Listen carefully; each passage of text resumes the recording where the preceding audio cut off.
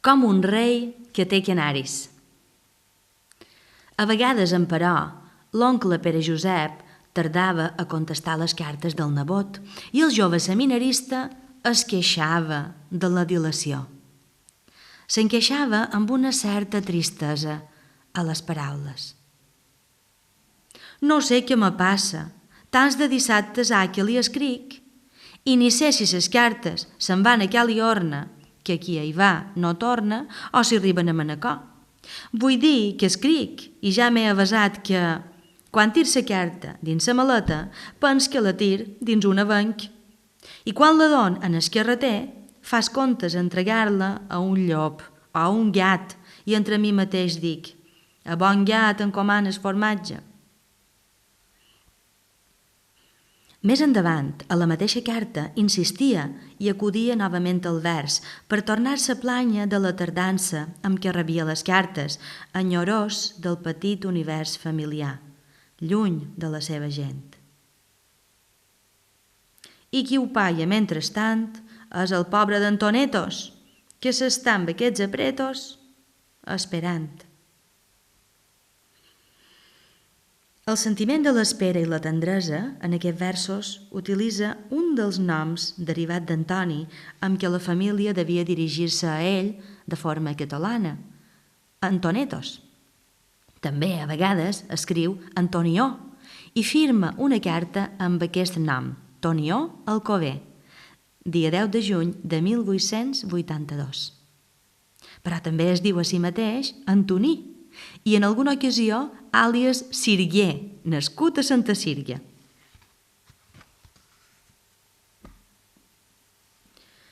Pel mes de maig, llavors tenia 20 anys, llegí al local de la Joventut Catòlica de Ciutat un aplec de gloses de la Montoni Vicent Sant Andreu de Sant Garbeta sobre el misteri de la Santíssima Trinitat. Potser era la primera vegada que feia públiques les cançons de la Montoni Vicent Sant Andreu fora de Manacor, alhora que manifestava l'admiració que sentia pel glosador d'una quarantena d'anys que sap una mica de llegir, que viu a un lloquet seu i sempre ha fet feina en el camp. Hi ha cosa de 12 o 13 anys que sacso així s'alçà glosador, però d'aquesta grossa. De les seves cançons en podrien omplir un llibre. Segons la nota que escriu a peu de pàgina, en publicar aquelles gloses de 8 versos cada una, 8enes en diu a l'ignorància. No fou la darrera vegada que presentà els versos de la Montoni. Molt d'anys més tard, l'any 1904, l'acompanyà a Barcelona, on recità les pròpies glosades als locals del Cercle Artístic de Sant Lluc, de l'Orfeó, de l'Ateneu. La Montoni tingué un èxit memorable i mossèn Alcover en deixà testimoni en un llibre de glosades, publicat el 1907 a l'estampa de Mengual i Muntaner de Palma de Mallorca, amb un pròleg del mateix Alcover i un escrit que Manuel de Montoliu havia publicat a la Veu de Catalunya. Una de les estrofes d'aquest glosat deia així: «Los planets del firmament, los majors i secundaris, fan los seus cursors diaris, voltant, més lleugers que el vent. Vos los teniu fàcilment, dins òrbites, com a llavis, com un rei que té canaris, per lo seu divertiment». Les 8enes de la Montoni Vicent Sant Andreu de Sant Garbeta tingueren un èxit inaudit. No sé si bastaria l'espai del firmament per explicar-ho, encara que tornàs de paper. El jove seminarista tractà d'expressar-ho en una de les cartes glosades dirigides a la família. I de bé vos puc dir, tothom quedà mut, beneit i estorat, i llavors romperen, mamballetes feren, i clic-clac, clac-clac.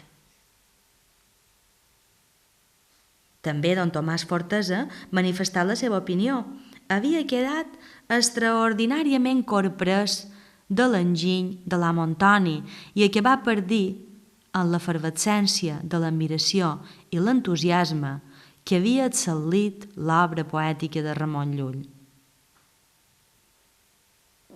Anys després, quan mossèn Alcover recollia la producció del glosador manacorí en el llibre Glosades i n'escrivia el pròleg, explicitava la manera en què s'havia produït l'eclosió d'aquella vena poètica i, alhora, la circumstància que l'havia portat a compondre tants de versos en honor i glòria de la Trinitat.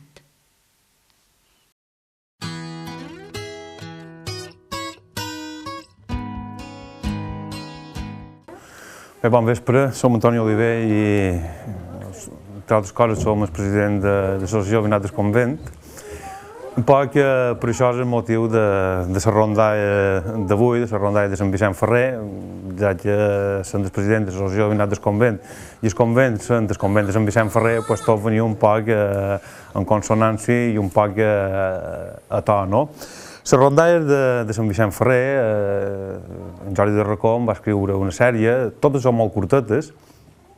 Nosaltres de totes aquestes que n'hi ha en volem tres, i una d'elles, que serà la darrera, fa referència a un miracle que va fer Sant Vicent Ferrer amb un pitjapedrer quan en el convent, allà on ell estava, arreglaven les goteres del convent.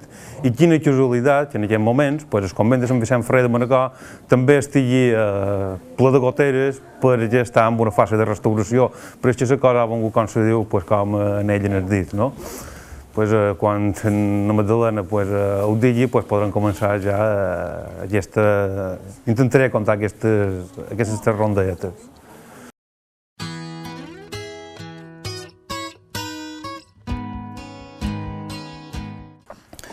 Bé, Sant Vicent Ferrer, antes de començar amb les rondalles, va ser un home que va estar a Manacor, va venir a Manacor. Fa molt d'anys, molts. Quant d'anys vos pareix que fa que va venir Sant Vicent a Manacor? Més! Sant Vicent Ferrer va venir a Manacor l'any 1413. L'any 1413 aquest sant va estar aquí a Manacor. Tots sabeu on és el convent. Aquí davant l'Ajuntament hi ha una església. Voleu fixar que de fora hi ha una creu. Aquesta creu diu que aquí va predicar Sant Vicent Ferrer. I qui era Sant Vicent Ferrer? Jo per mi per aquí de dins seguirem obrint.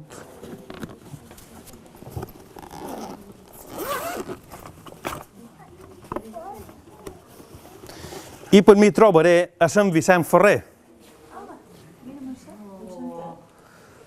Que això és el mateix sant que hi ha a damunt el portal de l'església del convent. I d'aquest home van les rondalles. Però tots coneixem el convent de Manacor i tots estimem el convent de Manacor. I qui hi ha en el convent de Manacor? Què coneixem tots del convent de Manacor?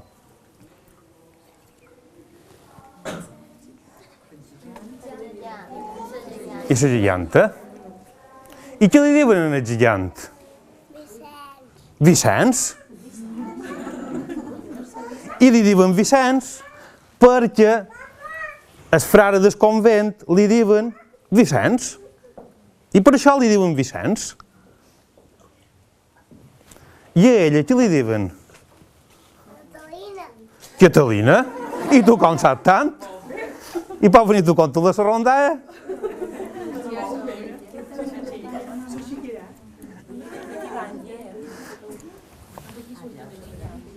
Amb aquí surten els gegants.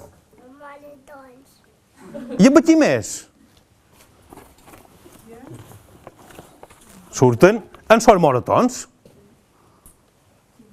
I amb aquí més? A veure si el trobam per aquí a dins. Petitet. Però qui és aquest? Salicorn. Que és per les festes del convent surten els gegants, els moratons i Salicorn. I els moratons? Què duen damunt el cap els moratons? Un capell. I què té aquest capell? Plomes, segur. Fulles, segur. Tires de tela. Tires de tela. I què més? Què van de mirar, què més duen? Un turbant. I què més? Una lluna. Una lluna. Això és la corona dels moratons. Vem, com queda la corona dels moratons? Mira. Veig la corona dels moratons. I ara, i ja que parem amb tot això, vos he de dir una cosa. Per què és aquesta mitja lluna? Menys qui és que ho sap, per què els moratons a la corona duen una mitja lluna? Perquè és el seu símbol. I per què els seus símbols?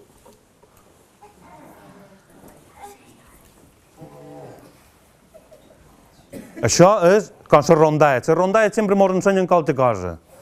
I clar, jo ja que som aquí i conec els moratons, vos vull ensenyar els moratons també. He d'aprofitar l'ocasió. Si no Magdalena me deixa, i de moment no me diu que no. Els moratons duen aquesta mitja lluna perquè varen ser creats quan el papa de Roma, sabeu qui era el papa de Roma, que havia veiem per la televisió que va vestit de blanc, va proclamar el dogma de l'Immaculada. Això potser és un poc tal per vosaltres, però bueno, els vostres papars vos ho podran explicar qualque dia. I l'Immaculada, en els peus, du la mateixa mitja lluna. Per tant, la mitja lluna dels moratons no té res a veure en la mitja lluna, diguéssim, moruna, sinó que és la mitja lluna de l'Immaculada. Hem tingut un bon modelo, no? Sí. A veure si mereix un aplaudiment, aquest modelo.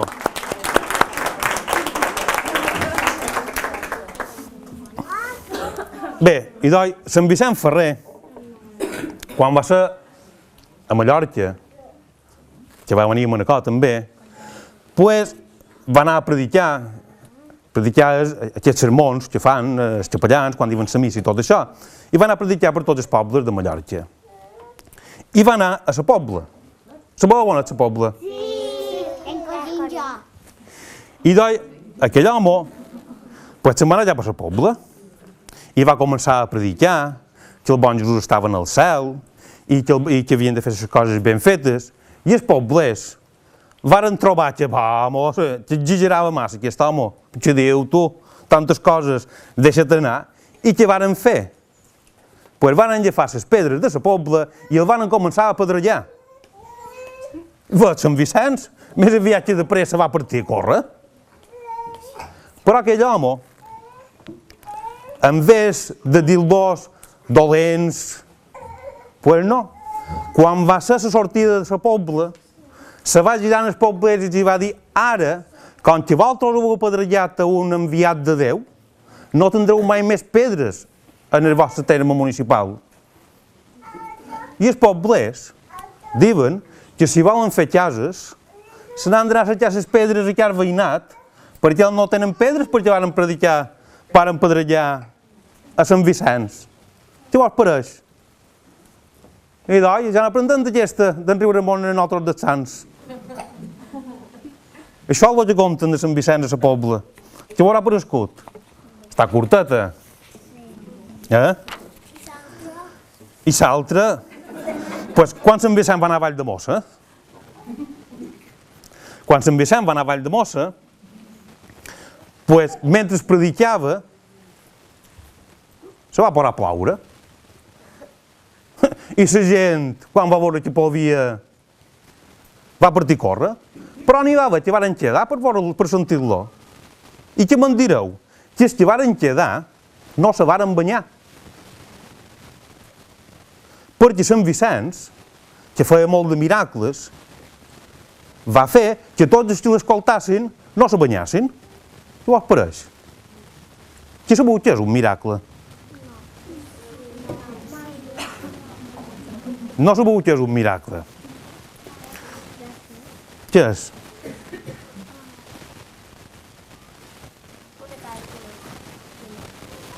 Una cosa impossible, però que passa, i passa amb l'ajuda del bon Jesús. I doncs, va passar això. Sant Vicenç, quan va acabar de predicar,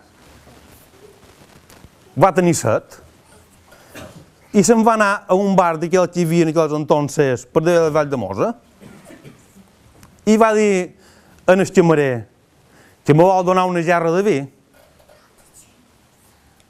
I aquell home li diu, sí? Diu, i llavors li he de posar pare Vicenç. I diu, jo no tens res. Diu, bé, però a on voleu que li posi el vi, pare Vicenç? I Sant Vicenç se va agafar així els hàbits i va fer així, diu, ho posi aquí de dins. I aquell home li diu, però aquí de dins hi ha de lliurar tot en terra? El posi aquí de dins, no se preocupi, diu, Sant Vicenç, si se va agafar les faldes així, els hàbits, i feia així. I aquell home diu, diu, mentre m'ho pagui, diu, m'és igual on li posi. I aquell home pues, va agafar la gerra de vi i li va bocar. I què va passar? Que em va caure la meitat només. I l'altra meitat va quedar dins els hàbits. I Sant Vicent li diu, ho veus, punyetero, tot el que ha hagut, és aigua que tu hi posaves i el venies com a vi. Diu, el que hi ha aquí dins és el vi que ha quedat. Diu, això no ho has de tornar a fer. Penseu vosaltres que el camarer més empallit que un porc va quedar. De veure com Sant Vicent li havia descobert les seves menjarrufes per poder guanyar més. I què haurà aparegut aquesta? Bé, totes les rondalles, totes mos diuen qualque cosa. Què mos ha dit aquesta rondalla? Que no han d'enganar ningú. A veure, les rondalles que són de guapes i que són de bones, perquè totes mos ensenyen qualque cosa. I ara ja arribarem a la grossa que també és curta, que és Sant Vicenç, pues, estava un convent, i aquell home, pues, com de costum feia molt de miracles, i els frares van dir això, no pot ser el que mos fa el pare Vicenç, ja no ho poden fer pus. I aquest convent només hi ha gent per amunt, i gent per avall, i malalts, i gent que estava malament, i amb un braç romput, i que anaven perquè Sant Vicenç els curàs. I els frares se'n van anar al pare Prior, i li va dir, pare Prior, això que fa el pare Vicenç no pot ser. En aquest convent hi pareix un marxar, pareix que la gent va per mig de la bassa, i no poden resar, no poden estudiar, no poden fer res. I només gent que puja i baixa i va i ve. Res, diu el pare Prior. Diu, diré en el pare Vicenç que no faci punts miracles. I el pare Prior va cridar a Sant Vicent Ferrer i li diu, pare Vicenç, vos prohibeix fer miracles? I qui vos pareix que li va dir Sant Vicenç? Que sí, no se preocupi, pare Prior. Jo he de creure. I si vostè me manda no fer miracles, no en faré pus. I aquell homonet va anar mitja volta i se'n va anar. I pensau, el convent, amb una pau i una tranquil·litat, perquè clar, si la gent ja no hi anava, perquè Sant Vicent no podia fer miracles. Però mirau per on, el bon Jesús va enviar en aquell convent que fes vent i se rompessin les taules. Com el convent d'aquí, m'han romput les taules. ben igual. I van haver d'anar a pitjapedrers. I van posar vestimentes per pujar, i els pitjapedrers anaven per damunt les vestimentes, i mentre estava un pitjapedrer allà per damunt la vestimenta, col·locant les taules, va redolar i potopom per avall, i amb això passava el pare Sant Vicent Ferrer per allà, i li diu, pare Vicenç, i aquell home li diu, atureu-vos, no la veieu pus. Diu, ara aniré a demanar al pare Prior, a veure si vos puc salvar. I aquell home va quedar allà a l'aire, sense acabar de caure, i se'n va Sant Vicenç al pare Prior, i li diu, pare Prior, diu, ara, cau un pitjapedrer de la teulada per avall, diu, que el puc anar a parar, diu, jo li he dit que esperar un poc i li venia a demanar. I el pare Prior li diu, frai Vicenç, diu, el miracle ja l'ha fet, diu, el vagi, diu, el que havia de fer en el miracle. I d'aquesta manera, Sant Vicent Ferrer va poder seguir fent miracles, perquè el pare Prior li va tornar a anar per mir i va poder tornar a ajudar la gent. Què haurà prescut? I això són les tres rondes que jo vos duia preparades. Avui haureu après de Sant Vicent Ferrer.